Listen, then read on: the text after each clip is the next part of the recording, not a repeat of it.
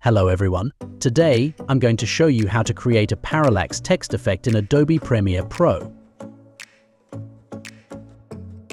First, add your background layer and then select the Type tool to type your text onto the timeline.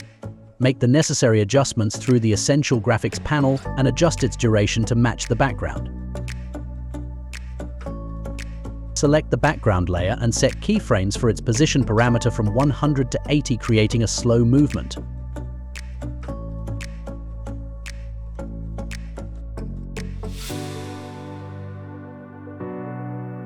Next, select the text layer and set keyframes for its position parameter from 100 to 120 to create the parallax effect.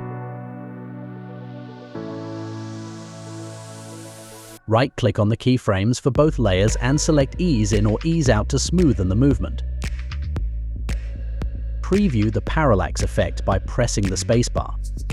You'll see the text moving at a different speed compared to the background. Now you know how to create a parallax text effect in Adobe Premiere Pro. Thanks for watching. Don't forget to subscribe and leave a comment if you found this video helpful.